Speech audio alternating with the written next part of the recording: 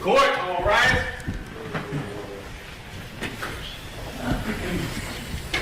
Court is now in session. You may be seated. Good afternoon, Your Honor. May I call the case? Sure. Calling number 4 on the Session J list for December 23rd, 2025. The Honorable Justice Kathleen McCarthy-Nyman presiding. Commonwealth versus Kelsey Fitzsimmons, 2025, 77 CR 311. Scheduled today for a motion hearing. Could counsel please identify themselves for the record? Good afternoon, Your Honor. James Fitzsimmons on behalf of the Commonwealth. Good afternoon, Attorney Fitzsimmons. Good afternoon, Your Honor. Timothy Bradle on behalf of Ms. Fitzsimmons. Good afternoon, Attorney Bradle. Good afternoon, Your Honor. Martha Copley on behalf of defendant Kelsey Fitzsimmons. Good afternoon, Attorney Copley, and good afternoon, Ms. Fitzsimmons, and good afternoon to everybody in the courtroom.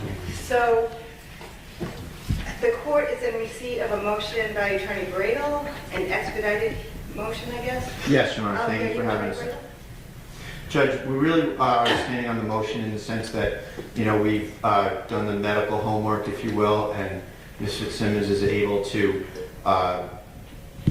muster the appropriate amount of oxygen or deep breath, and she can comply with the terms that the court has requested. We had her visit with the institution nurse and a couple of times, and we're confident that she's able to do it, and I hope that the court will reinstate what the court initially wanted her to undergo. Okay, I just want to make a couple of notes here. The motion is entitled as an expedited motion, which the court was willing to do, but I do want to point out a few things. That the paperwork that was submitted with the expedited motion indicated that your position is that your client's been able to, in, I guess, your mind, comply with the terms of release since November 24th of 2025. So Yes. that's over a month ago. Yes. Ms. Fitzsimmons was in court on November 25th in person. Yes. And I just wanted to be clear that that was not brought to anybody's attention at that point. There were also 2 other dates that were on for hearing, and it was never brought to the court's attention at that time that your client was able to do it. For the record, I just wanted to be clear that the court would have been open to hearing this type of information at any time. So I'm just curious why it was filed yesterday as an expedited motion when it seems to the court that there was plenty of time to do it in the regular course of litigation. Judge, we elected to prosecute the SJC appeal, and that's the reason. Okay. That's it. All right. So I just wanted to make the record clear that from when my motion was written, it was clear that at any time there was a change in circumstances, the court would certainly be open to hear from the defense on it. That was also made, I think, in the Commonwealth's response to the SJC filings. The Commonwealth did indicate that that was certainly an option that you had. The single justice on October 15th also noted that that was something that Ms. Fitzsimmons could do in the event circumstances changed. Then apparently there was medical evidence to support your position over a month ago, November 24th. Again, November 25th, she was in court in person, could have certainly have alerted the court to her condition at that time, and the court certainly would have been open to seeing if she could do the SCRAM. She was in then, actually December 19th, last Friday, she was in front of Judge Drexler, and Judge Drexler actually prompted the defense and brought this issue up with them. And here we are 3 months later, which is about 103 days total. Ms. Fitzsimmons been in custody, and I just wanted to make that clear. So with that said, we'll certainly hear from you. And Attorney Gubitosi, do you have anything to say? No, I just have a question on the arguments that I've made 3 or 4 times in the past about the Commonwealth's position on the 58A, the conditions and the like. I don't need to add anything. Okay. A couple of things, Your Honor. So I have no doubt that if we had brought it up at different times, the court would have entertained it just fine. But you know, we had a pending appeal going. and, you know, we elected to prosecute the appeal. That's fine. And it would have mooted the appeal, Your Honor, so that's sort of the legal justification as well. And, you know, the scores from the nurse at the institution, you know, at the time were average scores. So, you know, it wasn't like she was, you know, passing these with flying colors.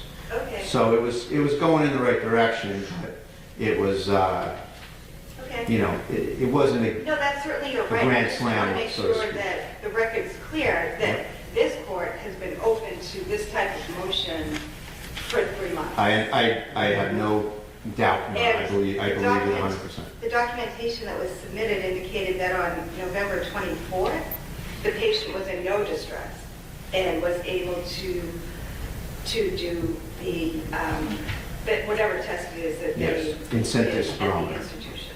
So that's fine. So I do want to address a few things. First of all, relative to Ms. Fitzsimmons' mental health, back when I made my order, there was, I think, some schedules for her to go and see certain providers. Is that Yes. still in place? Yes, absolutely, So Your can Honor. you tell me about that? So Dr. Zeisel is our retained expert, and he's also treating Ms. Fitzsimmons. And he is ready to go with appointments, and he understands that probation is to be informed of all the appointments and compliance issues, et cetera.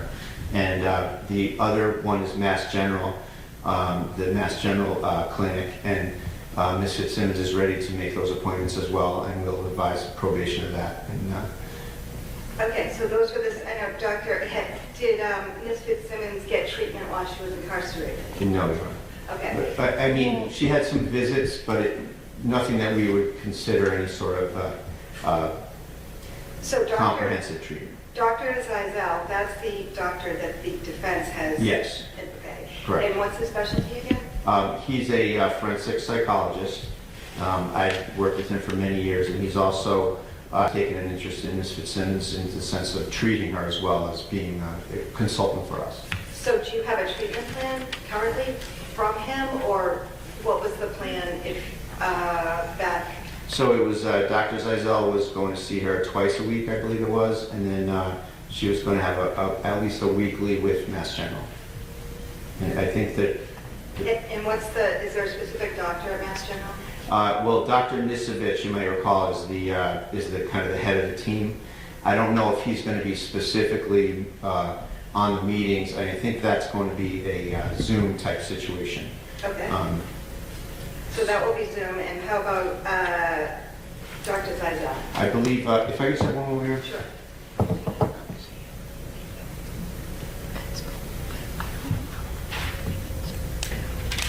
So Judge, it's going to be a Zoom with Dr. Zeisel as well, but he's available. He's very flexible, and if he feels he wants to see her in person, he will certainly be happy to do that. Okay, if that's the case, with the appropriate notification to probation. So the previous conditions were GPS probation. Do we have a GPS available? Yes, we do. Okay. 24/7 house arrest, except for medical visits, psychiatric visits, attorney visits, and all of that has to be with 48 hours notice to probation. Reside at the home of William Page, and her mom's here today? Yes, sure. Lauren, is that right? Yes. Okay, could you just come forward? Could you swear her in, please? Could you raise your right hand? Do you solemnly swear to make true answers to such questions put to by the court or upon its directions to help you God? Yes. So, good afternoon. As you know, my name is Kathleen McCarthy-Mann, and I have a few questions for you. Where are you currently living? 24 Oak Knoll Road in Methuen, Mass. Who lives there with you? My husband and our daughter Madison. Okay. So I think the last time that we were in court, it was just you and your husband that were living there. Is that right? No, Madison was too. Okay. So I'm going to order again. I know a few months have gone by, but I'm going to order that the board of probation run BOPs on all the current residents that are going to live there. And also, Ms. your last name is Page, correct? Yes. Okay, Ms. Page, your daughter, if she's released, then she's going to be in your custody. Do you understand that? And there are certain conditions that are going to be imposed. They're going to be the same conditions for the most part that were imposed before. Do you understand that? Yes. And do I have your word that if it appears that your daughter is going to be violating any of those terms, that you will in fact contact the probation department? Yes. Okay. All right, thank you. So I do want to have a home check at that location. Can we do that?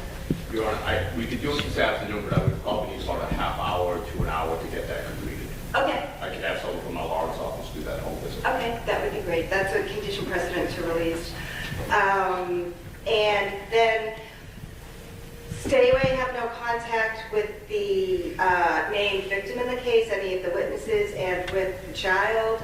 No alcohol with SCRAMs. The SCRAMs are going to be random, and they're going to be between 6 a.m. in the morning and 11:30 at night. Ms. Fitzsimmons has to sign all the releases again and follow the treatment plans that are in place. I assume Attorney Bradel or Attorney Coakley did the same treatment plan, similar, by Dr. Zeisel in Mass General. So for now, it's going to be ordered that Ms. Fitzsimmons have sessions with Dr. Zeisel at least twice a week, and by Zoom is fine, and at least one time a week at Mass General under, it's Dr. Nizic, was it? Nicevic, Nicevic. Okay, or any His team. doctor, somebody on his team. Thank you. Okay. Attorney Gubitosi, do you want to be heard on anything? The only thing that we had talked about before, Your Honor, was that she's not to have any possessions of firearms Yes. or dangerous weapons, and there shouldn't be any of those in the home. Yes, so there's no firearms or dangerous weapons Ms. Fitzsimmons can be in possession of, and there are to be no firearms or dangerous weapons in the home. Anything else? Attorney Bradel? No, Your Honor, thank you. Attorney Gubitosi? No.